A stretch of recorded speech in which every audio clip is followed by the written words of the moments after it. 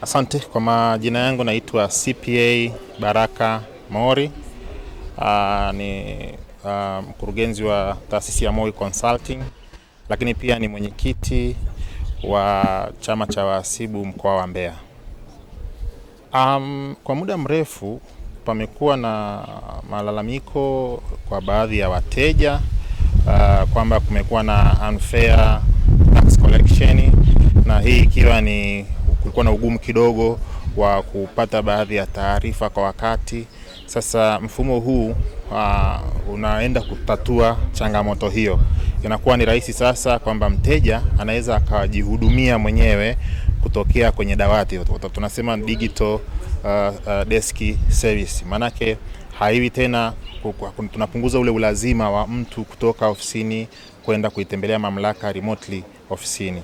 Manake mtu anaweza akajihudumia akiwa kwenye ofisi yake na ikawa rahisi, kwa conversation zake na mamlaka ikawa rahisi.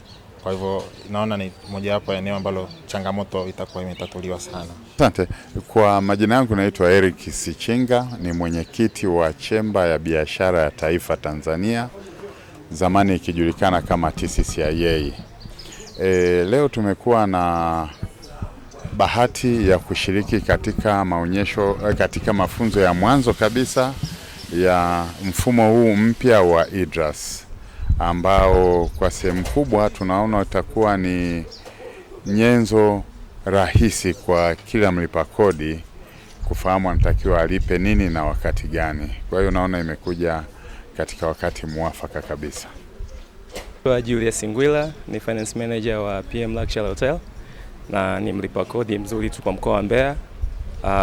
Kwa nafasi hii ambayo tumepewa ya kuandaliwa mfumo ambao utakuwa umejumuisha mambo yote ambayo yanamhusu mlipa kodi, ni nyenzo nzuri kwetu kujua taarifa zetu zikiwa salama wakati wote na kuziaccess kwa muda wote, lakini inatusaidia kujua namna ambavyo tunaweza kushirikiana na mamlaka ya mapato Tanzania kwa maana ya TRA kuwezesha kulipa kodi kile kitu ambacho kinastahili kwa manufaa na maendeleo ya taifa letu.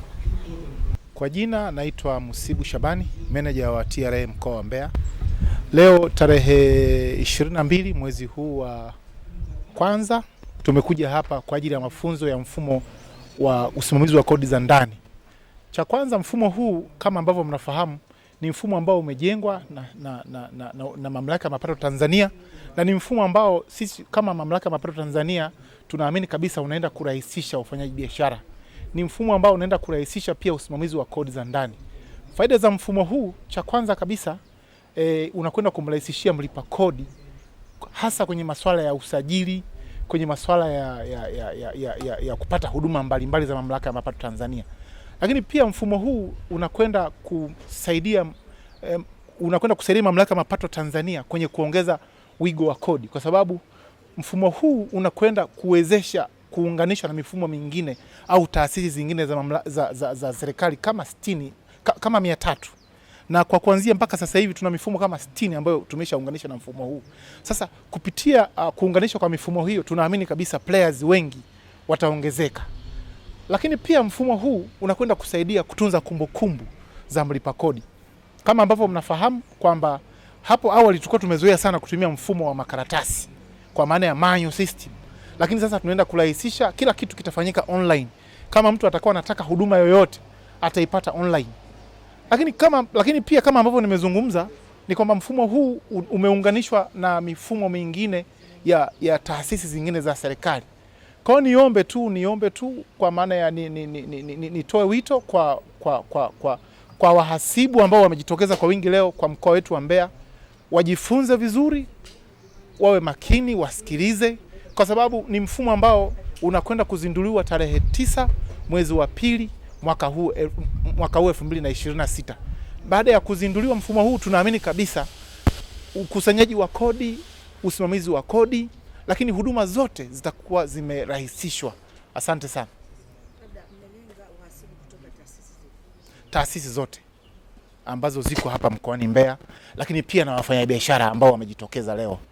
Na niseme tu kwamba hii ni mwanzo, lakini tutaendelea na training zetu kuanzia wiki ijayo. Wiki ijayo tutakuwa na training ambazo zitakuwa ni non stop. tutakuwa tunafanya kwa makundi mbalimbali.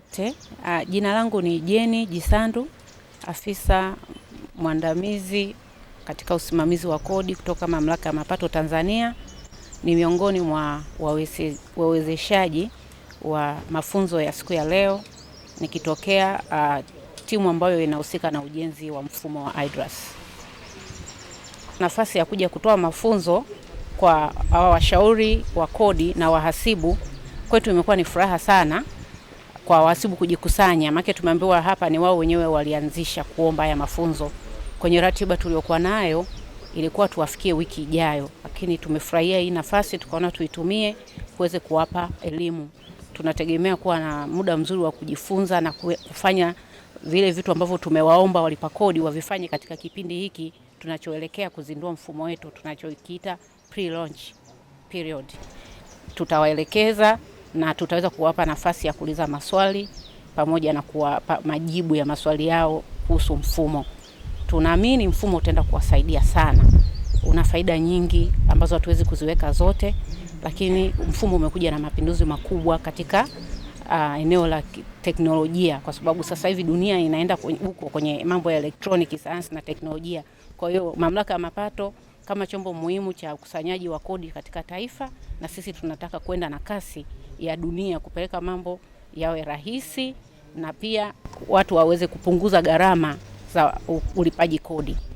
Kwa sababu kama zamani mtu alikuwa lazima alipe nauli kutoka sehemu moja kwenda sehemu nyingine kwa ajili ya kwenda kupata huduma, sasa hivi anaweza kuzifanya huduma zote akiwa ofisini, nyumbani, popote pale, na ni masaa 24 siku 7 kwa wiki anapata huduma za IDRAS.